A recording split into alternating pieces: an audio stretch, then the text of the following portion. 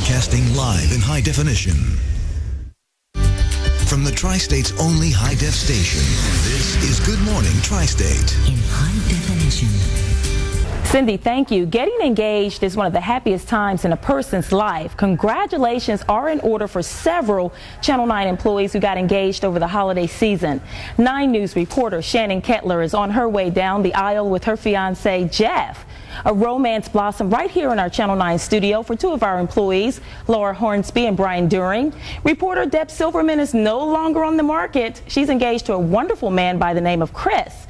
Our fill-in traffic reporter Lisa Feldhaus is also engaged and set to marry her fiancé Nick Turney.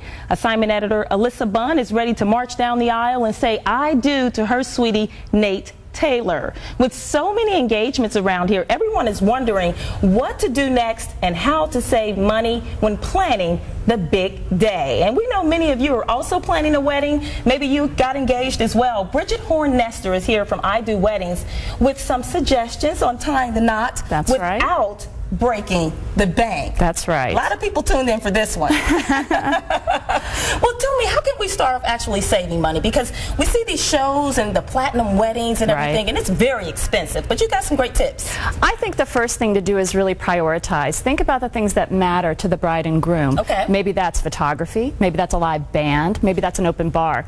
But if you really know what matters to you, you can do a budget that makes sense for what you have to spend. So put the most in the areas that you care about and then cut back in other areas. And that's really what we do with the class that we teach at UC. We talk about how to cut back in the areas that you don't care so much about so you can get the most of what you want. Okay, well, let's start down here. You say you got some suggestions. Sure. Here with photography too.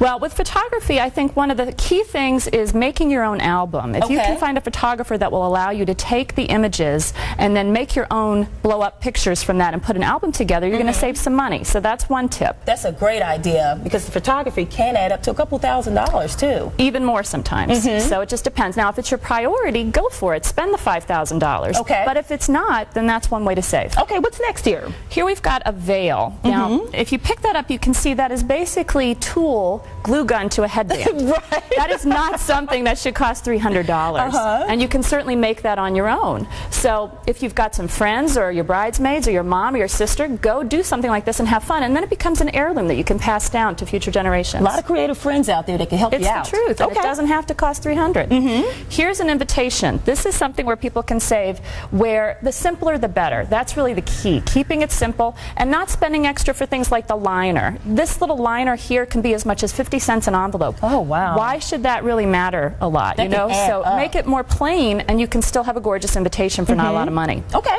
Here we go with the cake.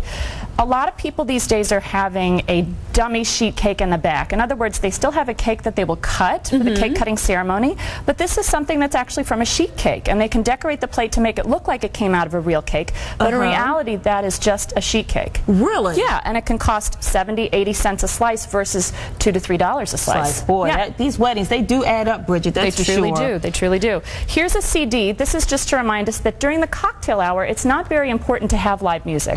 People during cocktail hour are there to socialize, to talk to one another. So if you pay $300 for a jazz band, in all likelihood they won't be noticed as much. Okay. So doing a CD with music or an iPod is perfectly acceptable during cocktail hour. We don't have to have that live band. Nope, that can eliminate an expense there. Okay. Here's an example of drinks at the reception.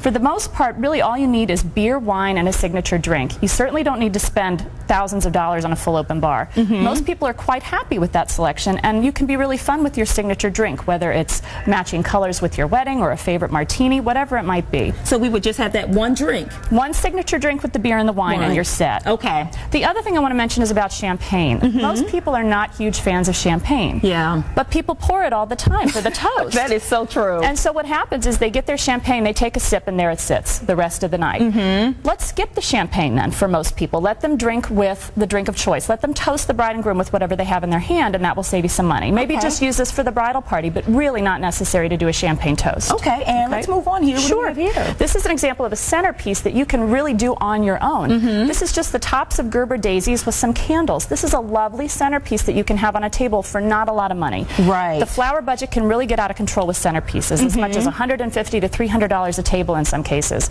This centerpiece right here might cost you $15 a table. And that is not bad when you think of some people who may spend a couple $100s for, you know, a couple place settings really with the flowers. 30 tables. Imagine what that's going to cost at $200 a table. Okay, well, thank you so much, Bridget. You've given us some great tips. We want to let everybody know more about Tying the Knot Without Breaking the Bank. It's a seminar. It's April 9th and 16th from 7 p.m. to 9:30 p.m. on UC's campus. It's hosted by I Do Weddings. Now, the cost is $44.